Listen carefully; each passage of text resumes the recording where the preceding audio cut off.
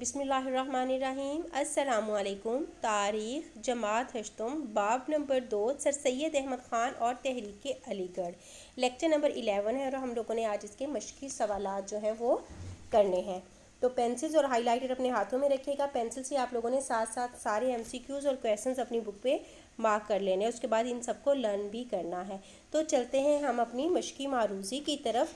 मश्की मारूज़ी में हम ऑब्जेक्टिव करेंगे। सबसे पहले है साइंटिफिक सोसाइटी की बुनियाद रखी गई। इसका जवाब है 1863। सिंध मदरसतुल इस्लाम कराची के बानी कौन थे? इसका जवाब हसन अली अफंदी है। तीसरा है 1886 में कायम की मुहम्मदन एजुकेशनल कॉन्फ्रेंस। ये 3 MCQs हो गए। और इसके बाद चलते हैं MCQs नंबर 4 की तरफ। दारुल उलूम देवबंद की बुनियाद किस सन में रखी गई? तो इसका जवाब है 1867। और इसके बाद है हमारा लास्ट और 5th वाला MCQs है सर सैयद अहमद ख़ान 17 अक्टूबर 1817 को किस शहर में पैदा हुए? तो इसका जवाब है दिल्ली। 5 MCQs हो गए। पेंसिल के साथ आप लोगों ने अपनी बुक पे इन्हें मार्क कर लेना या फिर आप इसकी करेक्ट ऑप्शन को हाईलाइट कर लें। उसके बाद इस MCQs को आप लोगों ने याद करना है। और इसके बाद है हमारा सवाल नंबर 2 मुख्तसर सवालात। पहला सवाल है सर सैयद अहमद ख़ान ने अलीगढ़ इंस्टीट्यूट गज़ट की इशाअत कब शुरू की? सर सैयद अहमद ख़ान ने अलीगढ़ इंस्टीट्यूट गज़ट की इशाअत 1866 में शुरू की। दूसरा शॉर्ट क्वेश्चन है सर सैयद की लिखी हुई 2 कुतुब के नाम लिखे। उनमें है सबसे पहले खुतबात अहमदिया और उसके बाद है तबय्युन अल कलाम। तीसरा शॉर्ट क्वेश्चन है नदवतुल उलमा के बानी कौन थे? तो इसका जवाब है नदवतुल उलमा के बानी सैयद मोहम्मद अली कानपुरी थे। 3 क्वेश्चंस हो गए हैं। तीनों क्वेश्चंस आप लोगों ने अपनी बुक पे लिखने हैं। बाकी के भी लिखने हैं लेकिन पहले 3 लिखने हैं। डेट पुट करके नोटबुक्स पे राइटिंग बहुत अच्छी करके आप लोगों ने लिखना है।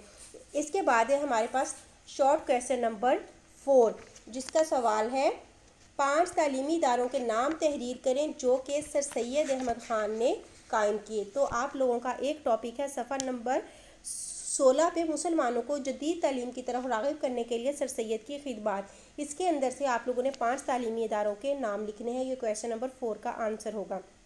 सवाल नंबर 5 का आंसर पेज नंबर 17 पे है। जो टॉपिक है मुआशरती मुसल्ला की हैसियत से सर सैयद अहमद ख़ान का किरदार।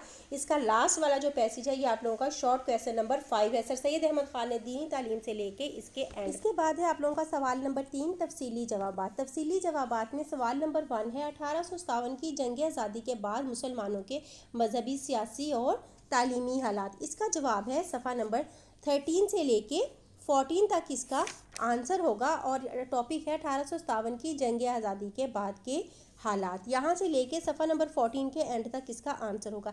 इसके बाद है तफसीली सवाल नंबर 2 सर सैयद अंग्रेज़ों और मुसलमानों के माबेन सर सैयद अहमद ख़ान का मुफाहमती किरदार जो है उस पर रोशनी डालें। और इसका जवाब है सफ़ा नंबर 15 पे।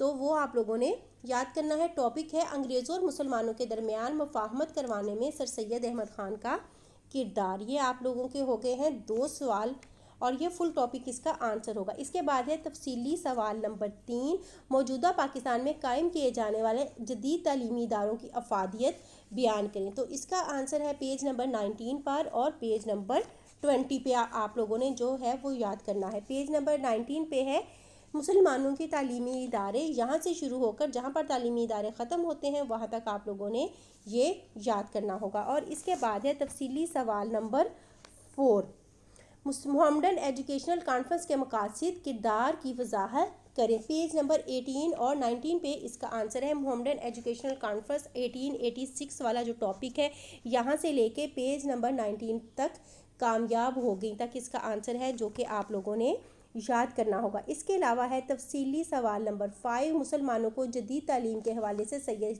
की खिदमत का जायज़ा लें। पेज नंबर 16 पर इसका आंसर होगा मुसलमानों को जदीद तालीम की तरफ राग़िब करने के लिए सर सैयद अहमद ख़ान की खिदमत। ये फुल टॉपिक जो है ये आप लोगों ने याद करना होगा। ये है आपका इसका आंसर। इसके बाद है सवाल नंबर 6 जिसका आंसर है सफ़ा नंबर 17 पर। एक मुआशरती मुसल्ला की हैसियत से सर सैयद अहमद ख़ान का किरदार जो है वो वाज़े करें। तो इसका टॉपिक है मुआशरती मुसल्ला की हैसियत से सर सैयद अहमद ख़ान का किरदार। ये फुल टॉपिक इसका आंसर है। सारे क्वेश्चन बुक पे मार्क करके शॉर्ट क्वेश्चन नोटबुक्स पे लिखने हैं। तफसीली सवालात और MCQs बुक मार्क करनी है। अपना ख्याल रखिएगा। अल्लाह हाफिज़।